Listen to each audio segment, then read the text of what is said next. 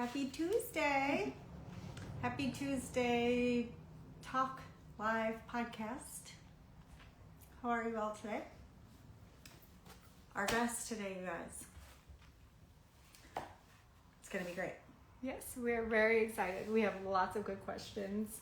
And yeah, he's a chiropractor.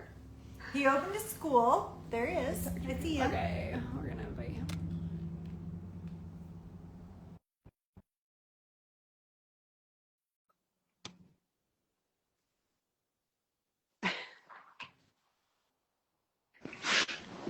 Hello. Hello. Hi, how's it going? Nice to meet you. Yeah, you too. Can you guys hear me good? Yes, we can. Awesome. You got it right. No trouble. Well, I am not quite 40 yet, but as far as technology goes, I'm definitely in my 80s. So I'm just glad you made it easy for me. Well, Yes. sometimes Instagram is agreeable and sometimes it's not. So Well, so far so good. I'm glad you thought it was easy. We are really happy to have you. And I didn't tell you this prior in our conversations, but if you want to just start us off by telling us a little bit about yourself so our viewers know who you are and what you're about. Yeah, my name is Caleb Such. I was born and raised in Fort Wayne, Indiana, came back and worked here. Did a lot of school around the country. I did undergraduate at IU in Bloomington. I did my graduate school in Chicago.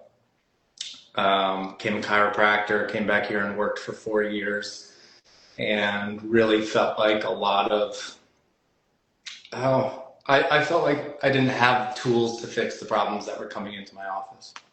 So a lot of people were coming in and having issues that I kind of famously said, like, I was smart enough to know that I wasn't, that I was too dumb. I was smart enough to know that I was too dumb. I couldn't figure it out.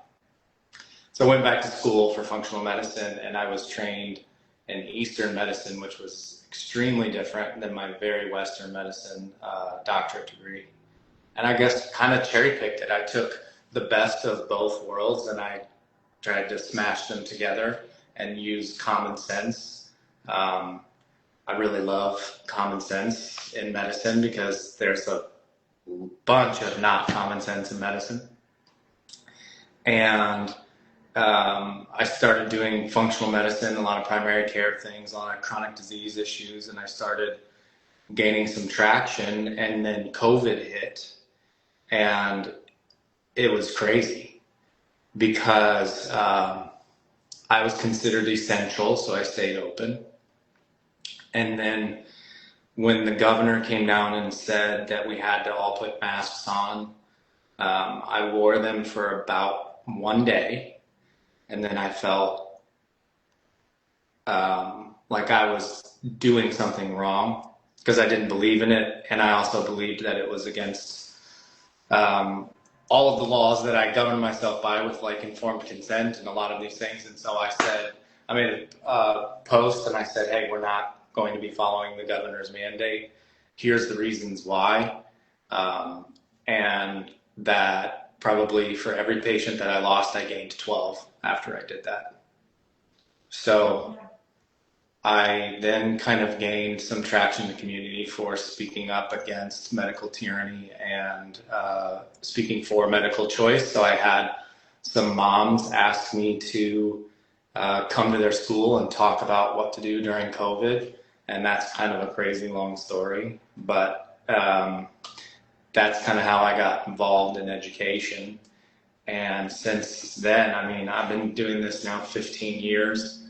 I see about anywhere from like 25 to 45 people in a day, depending on what the issue is. So I'll see somewhere around 700 patients a month, and all with very, very different and unique problems. I've seen just the craziest things that you would never ever think of. And I'm trying to find like the root cause of their issues. And that's why I think people are excited about it, because that's what they want in a doctor. They don't want a pill. They want to know what's wrong. Mm-hmm. So that's kind of what happened. I've got 4 different providers that work with me. I got a PA and a couple other chiropractors and other functional medicine doctors, some massage therapists. I'm hoping by the end of the year I have 2 more primary care providers, one that is a DO that I really like here in town. And I'm trying to build essentially a health campus that has all of your health providers all under one roof and has your grocery store all under one roof. So your food and your provider and your gym and all of it, all the things that make you healthy, can I get it to one place and make it more affordable and easier access to everybody? So that's my big picture goal that I'm working on over the next like 2 to 3 years. That's awesome. I could not love that more. I did not know that you were. I didn't know you practiced functional medicine. I knew you were a chiropractor. I knew you started school. I knew you were about nutrition, but that's a surprise. You couldn't. There couldn't be a chain of words that you could fit together that I would have loved more than all of that. Great. Seriously. So wait, are you back in Fort Wayne? Yeah, I am. I was raised in Fort Wayne. No My way. mom lived there. I was raised on Coldwater Road. My office is on Coldwater Road. Really? I'm sitting, that Coldwater Road's right there. That's crazy. And are there apartments behind you? There are houses behind me. I'm at Coldwater and DuPont. Oh, okay. You're further down. Yeah. But yeah. That is actually, somehow you came through my feed and it said Fort Wayne and I'm like, hey, something in common. And then I was just completely won over by everything else. And now to add functional medicine, that's insane. I think it is the future. I hope it's the future. I know that it's the answer for people. Yes. It's just how to convince everyone of it. I have a good friend in Cincinnati. His name is Mark King. He's in his late 50s, early 60s, and he has a very large practice, been doing it for a long time. And my brother Andrew asked him while we were there visiting, he said, Mark, if you could add one thing to your office tomorrow, what would it be? And he said, functional medicine. He already had one functional medicine doctor. He said, the United States of America needs 100,000 functional medicine doctors yesterday. Yes. It is the way of the future. Patients want it. I can't see patients fast enough. I've got like a 4.5, 5 month wait list to try to get new patients in because it's just all bottlenecked because we do not have enough people that are doing it. God is going to bless your practice and he's going to bless the people that want to come to you. He's going to make a way where there seems to be no way. Really. I love hearing that. Yes. So it's just because I'm trying to picture this in my head. Are you wanting to have like kind of like your own hospital, but everything under one roof, even a grocery store, like a gym, everything that you can come to not just be seen as in like you need care, but you can also come here and work out. You can come here and grocery shop. You can come here and speak with like-minded people. Is that kind of right? That has been my goal since 10 years ago, 11 years ago when I started my own practice. It's changed. Very cool. It's changed as I've gone on, but my goal was always to have a facility with multiple different providers, kind of like knights at a round table, right? And when you get stuck or whatever, like I have a patient that has a problem that we can't figure it out, we put it in front of the table and everyone goes around and tries to figure out what's going on. Or if someone comes in and sees me and I go, hey, I think your problem is actually this, and the guy down the hall does that better than me, to go do that. What I need is more, I need more providers, more professional staff that do that. And the hard part is I need providers that have the same moral compass. So I hired some people in the beginning when I tried this that were really talented, but may not have pointed the same North Star as mine. And so it didn't work out and I had to kind of start over. But that is my goal. And I'm talking like a camp, like 4 or 5 acres, walking path around it, grocery store, coffee shop. Nothing smells sterile. Everything smells alive. And maybe your dentist and your primary care doctor and your personal trainer and a counselor and all of that is there. It is the future. And I don't even know, it was going to come out of my mouth that it's the future of medicine, but I think that's wrong. I think that medicine needs to be subtracted from. It's the future of health. It's the Yeah. future of being in our body, Yes. functioning in our body properly. I think medicine will be a thing of the past at some point.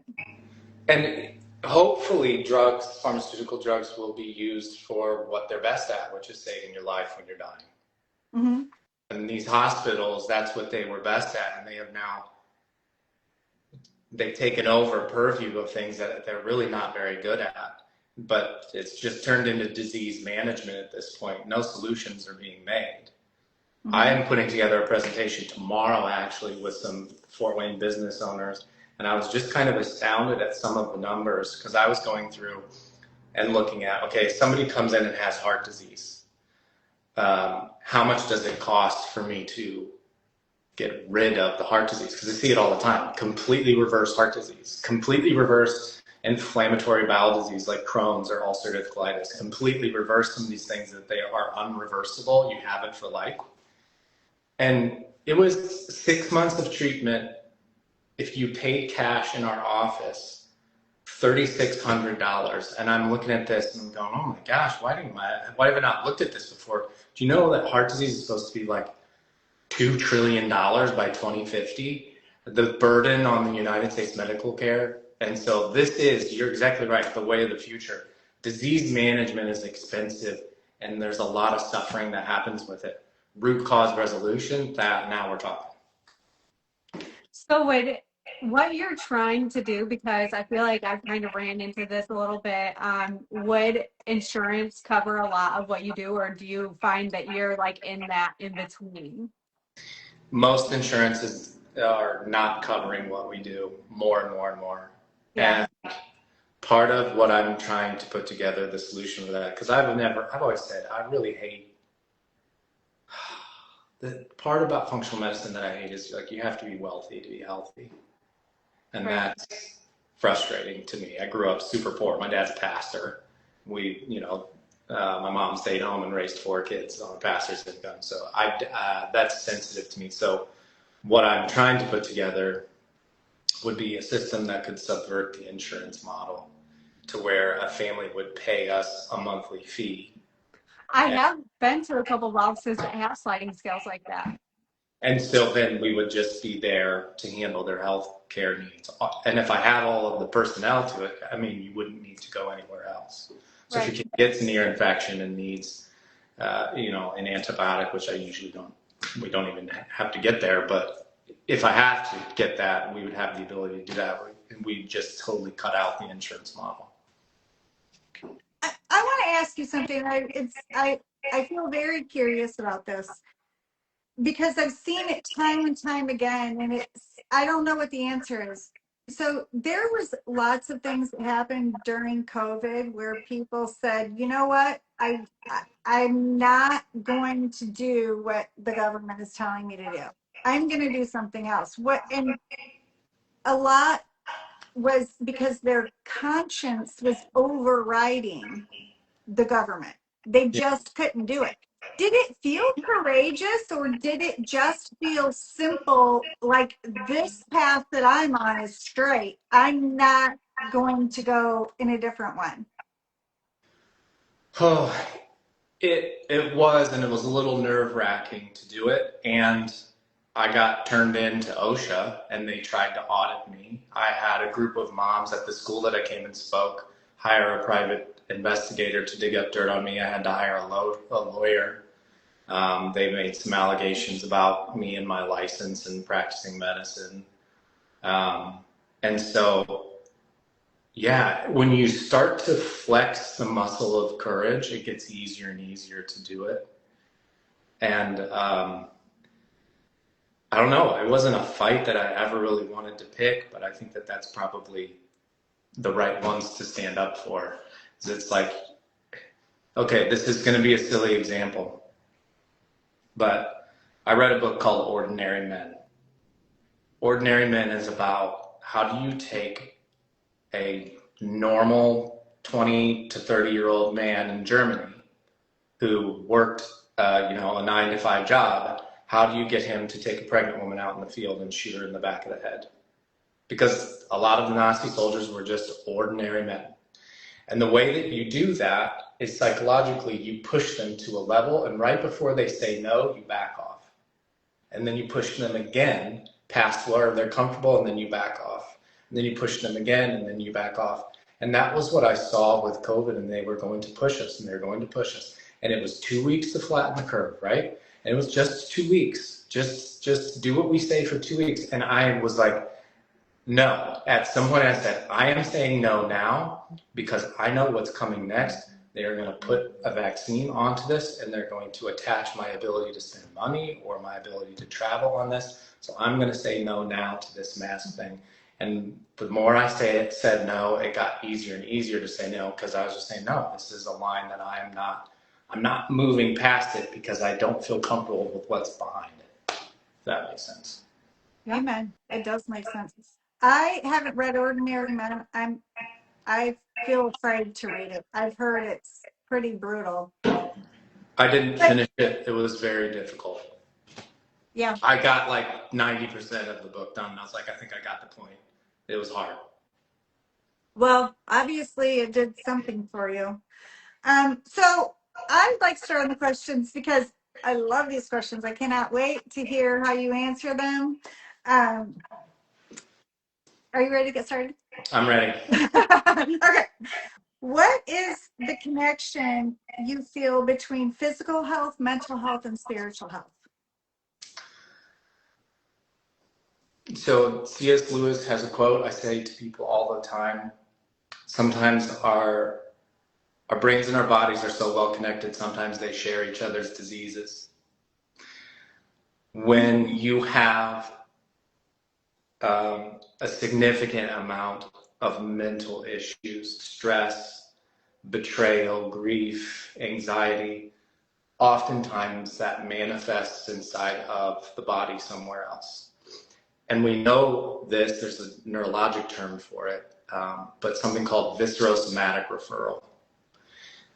Pain is a foreign language, and you do not speak it. It's very complex neurology. I'll give you a silly example, but you wake up and your arm is numb and tingly. We all can understand, hey, that could not be your arm, that could be your heart. There are so many other things that happen that way too, including your brain. So there's referral across the body, and you may see dysfunction in other places and pain in other places, and it has nothing to do with that spot. So one of the things I stole this from a doctor out of the Czech Republic. I can't remember his name, but he who treats the site of pain is loss, and so is his patient. So I'm always looking for where's this coming from, and the brain and the body share such a visceral connection. They share each other's diseases, and I see it every single week in my office. Just today, I had a patient left here in tears. We're dealing with a lot of hormonal issues, acne, a lot of gut and menstruation issues. These all started, 2 years ago when she found out her husband had an affair with her best friend. So I just see way too many examples of stuff like that, where it's like, hey, your body is breaking down, and this thing that happened to you, or this emotion that's overtaking you, is part of the problem. So, wow. Sorry, that was kind of a bummer example. No, but it pulls it all together. Mm-hmm. What's the cure for that? Prayer, fasting, trust God, forgive. That's hard. Very. And I try to tell, so for example, with this person, I said, hey, I'm going to help you with the physiological portion of this, because her liver's stagnant and it's not releasing bile the way that it's supposed to, or she's inflamed, she has dysbiosis in her gut. I'm like, I'm going to help you with the physiological portion of this. The spiritual side of this, is going to take time, and this is going to be you leaning into your Savior. And she's like, that's the only thing that's gotten me through so far. And that's fantastic. But the healing of the soul only comes from the divine. Amen. So That is I think that we need that reminder. Even if it was harsh, we do. We need to understand more that we're connected in ways beyond what we think of in yes, our modern times. yes. So it looks to me like this question seems simple when I just have listened to you for the last 15 minutes, but what does it look like to live out salt and light? Let me kind of narrow this to like a medical context. What does it mean to live salt and light in a medical context? And this is very sensitive to me because this just happened to me this last 2 weeks. So I have a lot of Christians that come into my office. I go to a church, it's pretty big, my dad's church. And a lot of those church members come in here. And some of them are in pain, and they are sometimes rude, and a lot of the bad adjectives that I could throw into there. And it's interesting because I have a staff member who's non-Christian. She's very open about what she believes, and I asked her after a particular incident of a Christian person had come in here, and I said, hey, when you see them act that way and they treat me one way and then treat you the next way, a different way, what does that do to you as far as like wanting to come to church or have these conversations? She's like, well, when I see that, it makes me think, why in the world would I go to church? Why in the world would I bring my son there? This is her speaking, didn't Jesus die for don't you believe that Jesus died for everybody? Why are these people so self-involved? Why are they always about them if that's who their Savior is? And then I was like, oh man, that hit me in the gut, because these are people that go to my church.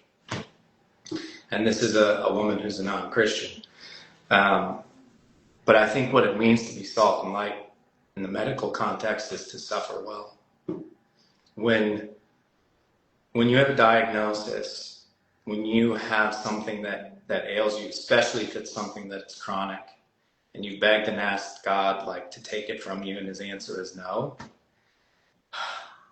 you pick that cross up and drag it down the street, and you do it sometimes with a joyful heart in a way that doesn't even make sense. And that's what breathes Jesus to people. This person is unbelievable, and they don't deserve to be. It's like they're such a victim. They're so in pain, but they're so kind. That's what it means to me to breathe salt and light, especially in a medical context. And I have good examples on the other side, but the bad example just happened 2 weeks ago. So when you sent me that question, I was like, oh, I know what this is.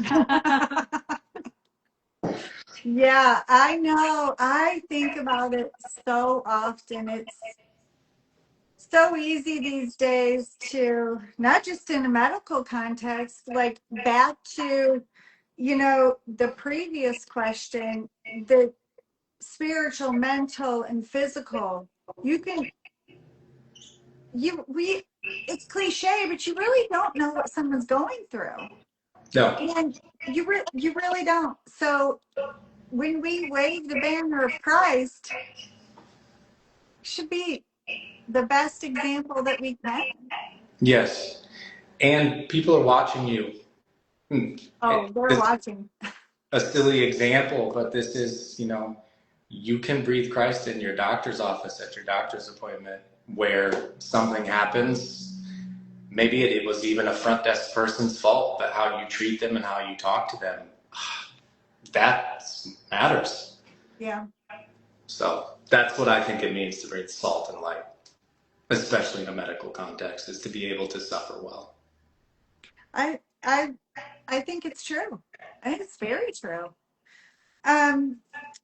So I'm really interested in this. I have 10 grandkids. Some go to private school, some go to public school. And we're kind of, in all sorts of different categories. Is you have a classical school, is it up and running or you're still building it? This is our third year. We have 140 some students. We are starting the junior high level of it. It's following the classical model, which is actually you teach 3 phases: grammar, logic, and rhetoric. So we are beginning the rhetoric or the logic launch next year. It's 2 days a week in person, 3 days a week are at home. So it's a partnership with parents doing homeschooling at home. And yeah, it's been amazing. It's probably one of the hardest things I've ever done, though.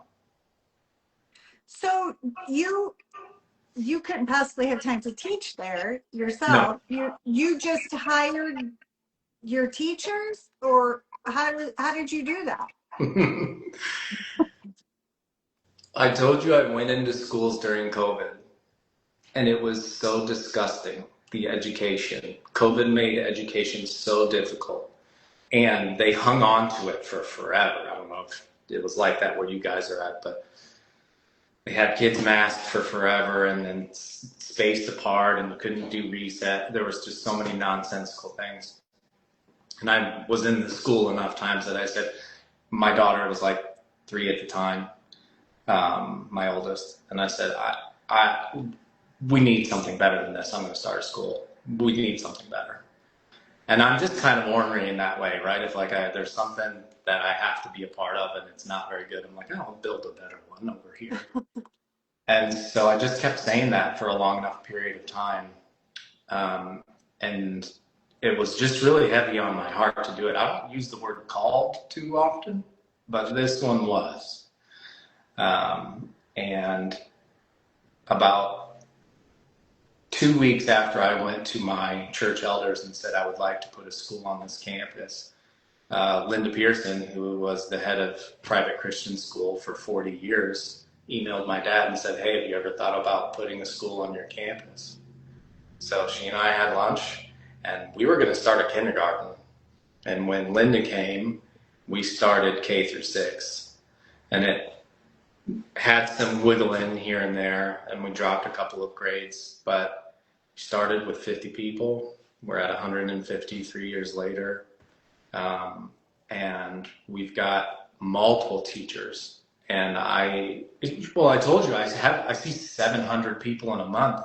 I have so many interesting, like weird connections, and God's like popping people in my lap to go make this school happen.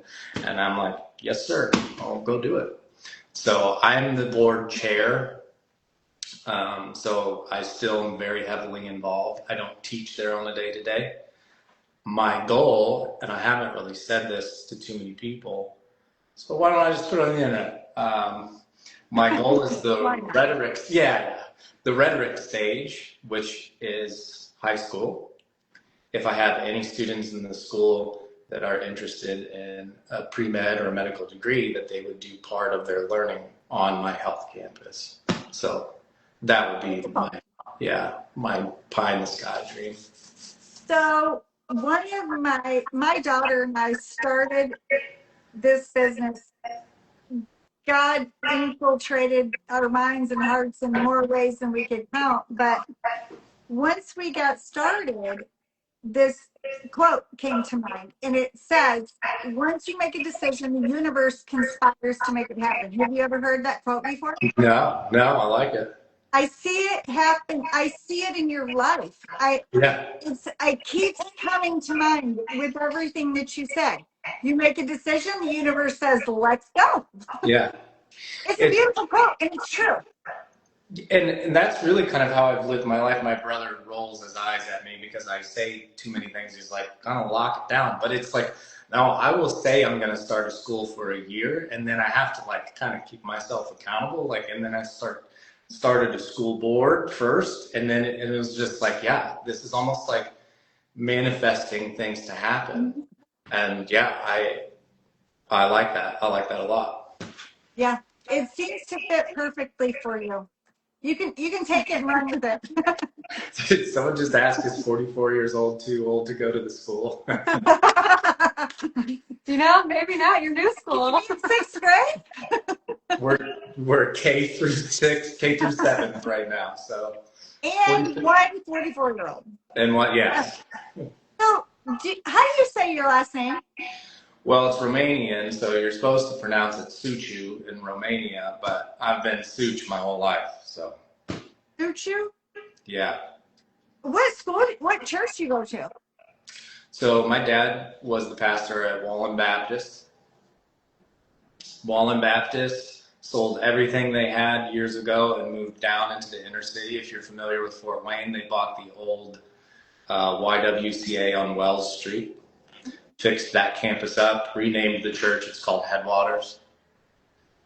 So right there in Headwaters Park. I know that Pastor Pano's son has a church in downtown Fort Wayne too. Are you guys associated with him? Do you know him?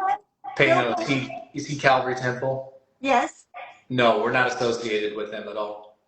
Okay, I just wondered because he broke away from his family. I heard that's where we went to church when we lived in Fort Wayne. We went to school there.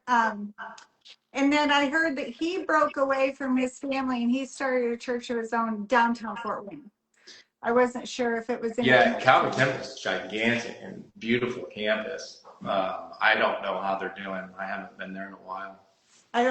We were in Fort Wayne last year, and Calvary Temple's second campus on Washington Center.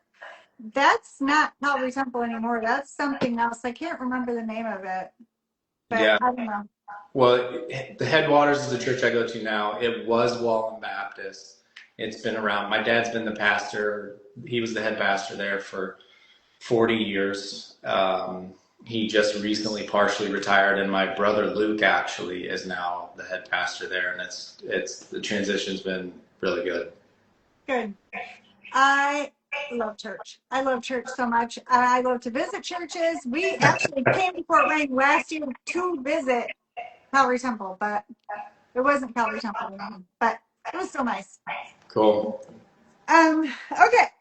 So this question I want for everybody watching and everybody that will watch in the future. What are some of the biggest obstacles keeping people from health today? True health. So I think I can simplify this to really two things. And I like that because two things are doable. 900 things are. Mm-hmm.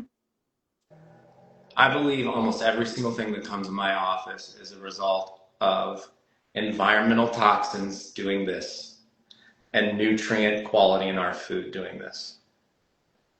So these two things, excuse me, are running away from each other. And this is where your body breaks down. And so if you want to be healthy, your goal should be to try to put these things as close to each other as you possibly could, or lopside them the other way, which means you need to have a relationship with food and with cooking. What you eat and where it grows, what soil grows out of matters. And then also what you put on your body and in your body matters. So chemicals, environmental toxins have exploded, and I cannot unsee what I've seen since COVID. I'll give you an example with some of the blood work that I look at. I look at blood work every single week in this office. It's one of my favorite things to look at. But before COVID, I saw, I don't know, half a dozen kidney issues in a year. Post-COVID, especially post-COVID shot time, I see dying kidneys every week in my office. Still to this day, it's been 5 years later, 6 years later. Kidneys are one of your major detox organs. Something about the spike protein really messes with the glomerular sites in these kidneys. But I see people coming into my office with the evidence of poisoning in their blood work, which you cannot fake, every single day in my office. And so you have to mind these organs, your kidneys and your liver specifically. But it's a signal I haven't ever seen before until COVID, like this on a mass scale. But the environmental toxins going up and up and up and up.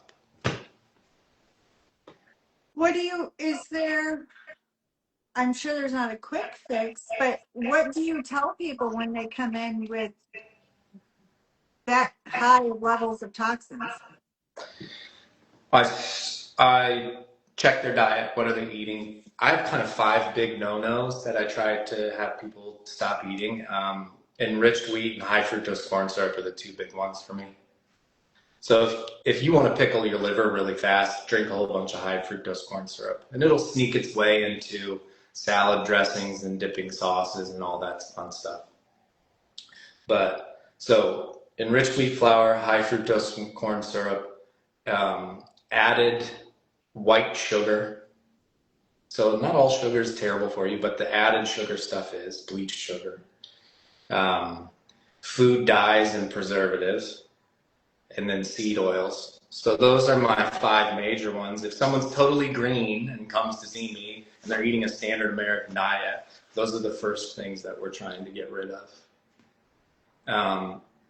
As far as the toxicity goes, what do I do when someone's toxic burden is massive? Their liver enzymes are in the 300-400s, their kidney function, their GFR number is down, in the 50s, which it really should be above a 90. Well, I give them really, really, really high doses of foods that help clean out those systems, and that food in a pill form. So beets is a good example. I love beets. Beets thin the bile in the liver and allows you to move toxins or move bile through your gut faster. So I'll use really high doses of beets in a pill form. I'll use really high doses of milk thistle or something called silymarin that is actually one of the only plants that I know of that actually repairs damage to cells in the liver. And so I try to reduce the chemical burden that's there and then feed them a whole bunch of food and herbs that will repair the tissue, that damage to the tissue that's been done. Do you find that it's hard to convince people that food is medicine?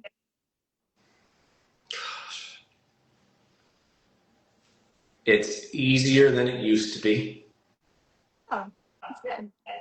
It is easier than it used to be.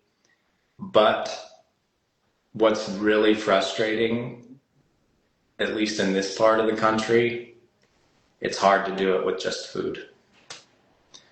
So there are so many, that was not the case. You could have completely been healthy eating organic, whatever you grew, like healthy food. And now I believe the toxic burden, the environmental burden is so heavy that you have to do something else. I think this is why things like cold plunging and sauning and red light are so popular. It's like, oh my gosh, I feel so much better. Like, yeah, you're being poisoned and you just sat in a sauna and got rid of some of those poisons. So it's gotten better as far as people know that what they put in their mouth matters. But I'd still say it's 50-50. I mean, I had a patient just 2 months ago. He was drinking 24 cans of Mountain Dew a day. Has since he was a teenager. He's almost 40. Yeah. 24? 24 cans, yeah. Were you able to prick any blood out? Or was it just Well, what changed his behavior was he started getting some chest pains, and his dad died of a heart attack young, and he didn't want to do that, so he stopped drinking Mountain Dew. Wow. Yeah, so I still get that, but then I also get the patient that comes in that is, growing their own food, buying all grass-fed organic things, and their health is still terrible. So I get a lot of ends of the spectrum. I do. So I think about that a lot because Well, my dad, her husband, had a heart attack, and it did kind of open all of our eyes years and years ago. So we started really focusing on food. And I feel like most people we talk to, like, you can change these little things. My dad's almost like completely off of all of his medicine now because he changed his diet and he changed a bunch of things. And it's like, this is possible. Very. And I think people are starting to understand it. And I think the reason you guys found me was because of the weird cholesterol video that I made. So I made a video on Instagram a month ago about statin drugs and Yes. cholesterol. Yes.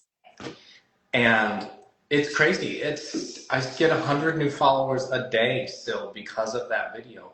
It's like almost 200,000 views at this point, and almost every single one of them is like, I knew this and we stopped doing this years ago. And it's just patients are getting wise to the truth about their health. The system and doctors are still playing the same fiddle that they've been playing. And so there's a severe disconnect. My husband started out, so he had high blood pressure. Yeah. And then we went through the gamut of all of that. And he took statins for a little bit. Then he had a heart attack, and then he got around his stents, and he wouldn't take the statins anymore. I don't know how or why that came to be, but he found out that they're terrible for him. And that kind of put him in the realm of, okay, well, I don't want to take this and I don't want to have a heart attack again. So he was walking the tightrope. He Yeah. had to do something, or he felt like he was going to die. And it's really remarkable how he's been able to help himself with food and exercise, and how he thinks, and the spiritual connection that he has with God, and all of these things work together. We've gotten to see it. Yeah. He still struggles with some things, but he doesn't take statins, and he's down to. He checks his blood pressure 19 times a week. Yeah, he does. But he's on a fraction of a dose of high blood pressure medication. A fraction. So. And that's the only thing he's on? Yeah. Good for him. And he's hoping to be able to eliminate that someday. Yeah. That's Do you awesome. have anything for that? For high blood pressure? To be able to get his blood pressure regulated once and for all. Yeah, blood pressure is difficult because there's about 27 things that can cause dysregulation in high blood pressure. One of my favorite things to look at is homocysteine. Homocysteine? Yeah, it's a blood marker. Anything above a 10 is too high. Your body naturally is going to make homocysteine. And it needs methylated inside of the liver. When it gets too elevated, you increase inflammation inside of the artery, which causes pressure to increase. And so if you're not methylating homocysteine very well, maybe you have a genetic marker that causes you not to methylate very well, which also a lot of chemicals need methylated, which means you don't do detox very well. And so the pressure in the blood is going to go up. And so I try to give methyl support to the liver to try to help with that, and you'll naturally watch blood pressure go down. That's just one example, but it's a blood marker that not a lot of doctors will run. But it's a very simple test. He loves his cardiologist. No, he doesn't. I'm going to tell you what, I'm trying to talk him into switching to functional medicine doctor, and he's kind of riding the fence a little bit. I haven't worn him down yet. Sure. Men are hard. Husbands are very difficult. I have to deal with them all the time. Yeah. And for them to take their health as seriously as their wives take their health is a difficult task. Well, I think you men are so used to being the provider, the ones giving the advice, setting the structure of the home. And for him, at least, he loves that job. He loves all of those jobs. He loves them. And so for him to feel a sense of weakness, it doesn't fit well for him. So then he tries to fix himself without telling us. You know, and there's something to that. This is a real unfortunate stat, but the third, maybe second leading cause of death, I believe this is John Hopkins who put together this study, is accidental caused by the doctor. It's called iatrogenic death. And I've got a lot of old, crotchety, get off my lawn guys that will reluctantly see me because I'm kind of not a normal white coat. But they're like, yeah, I'm never going to the doctor. I don't need to find out what's wrong with me. And you're like, in some way, I respect that. And I respect it because I see the opposite of that, where you have such severe crippling anxiety around your health. This was one of the reasons why I talked at that church, was because I saw, and it wasn't just women, some men, at the end of their life, professing Christians, look at their health and freak out, have a complete freak out. What if I get? What if I get? What if I get? And I was so discouraged by it because I'm like, what do you mean? What if you get? You have the answer to the end of your life. You're 82 years old. What if you get cancer? Then you get to go home. Then you get to see your Savior. That's what you've claimed to believe in. And so I kind of have a little bit of respect for your crotchety husband who's like, yeah, I don't need no doctors. I'm going to keep moving on. I'm going to limp this one off. He does. And as much as we have 4 kids and 3 girls, and you know, they want to see him do well, and he's like, I got it. Yeah. But you still have to follow one of Dr. Caleb's #1 rules, which is don't be an idiot. Don't be an idiot. Yes. Yeah, I'm writing it down. I'm going to tell him about this methylene support. So before we end, we like to ask all of our guests a gold nugget. If you could give a piece of advice to anybody, and you know for a fact if they did it, it would help, what would it be? For health,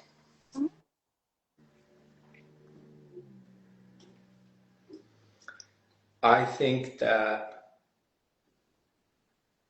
the solutions for health issues, no matter how significantly complex they are, which a lot of these health issues are complex, getting the diagnoses is very difficult. We get very complex and difficult diagnoses in this office on a regular basis, but the solutions are actually very simple.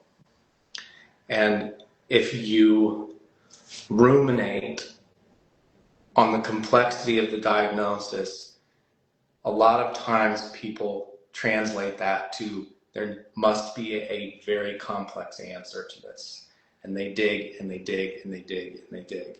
And they forget that if you go to bed early and if you wake up and you get sunlight and you eat things that are real food and you exercise, that all of these problems get better. And it's like the solutions are very simple. And so I kind of have a little bit of a problem with the longevity people, the science, the biohackers. It's because they've made health so confusing and the solutions to health so confusing. I don't think it's helpful. I think it generates more anxiety and more fear. And when you realize that the solutions are actually fairly simple, it's just time and consistency, and that's pretty empowering. And if you have hope, you will get better. If you have fear, you will not. And that is probably one of the most important things I give in my office on a daily basis, is I give people hope. And I try to give it to them through honest answers. Like, this is what I believe is wrong with you. Here's how I've seen that resolved. And this is the time frame in which I think it will happen. You can get better. I've watched it. Here's my big pile of hope I'm trying to hand you as you walk out the door. Because no one gets better when they are in that fearful state and they fear I'm never going to get better. You have to have hope over fear. I love that. I want to tell you too. I shared it last night in my stories. The the little sermonette you gave with your pig food. I cannot tell you. I can't. I don't. Well, I'm gonna tell you. I ate junk for 5 days. Way too much. Maybe not so much junk, but way too much food. And I was. I had decided yesterday. It's time to stop. It's time to get back on track. And then I opened up my phone and you were talking about pig food. And I'm like, I needed that. I needed that. It was so good. It was very convicting and very needed. Well, I hope what everyone hears me say is that perfection is really not what I'm asking for. And in fact, I think that seeing people who have to be perfect all the time, especially with their food choices, they are actually weak people. You know, they walk past a Krispy Kreme and they, you know, have diarrhea just at the thought of it. And it's like, that's a weak human being. You have to be able to tolerate some things that are not optimal for you. But those are really kind of the minority, right? The bulk of us are treating our bodies so poorly. And I see the beauty of God's creation, his most beautiful creation. And I love the outdoors and everything outside. But it's like, man, all of the things God created, he used his voice for. Till man scooped dirt up and put his mouth to it. There's something special about humans that has this divine thumbprint that's on it. And if we took that seriously, I don't think we would treat our bodies the way that so many of us are. And that was the point I'm trying to get across. I want them to take seriously that you are the living, walking, most important thing that God has ever created. So make sure you worship him with what you do with your body. That's perfect. Absolutely perfect. Love it. You've been an absolutely lovely guest. Thanks for having me on. Oh, we would love to have you back on sometime. Once you get your rhetoric. Yeah, once I get rhetoric stage up, we'll get back on. Yeah. It was very nice to meet you. Yeah, God you bless too. you. Thank you for having me on. Yes. Bye, Caleb. Bye.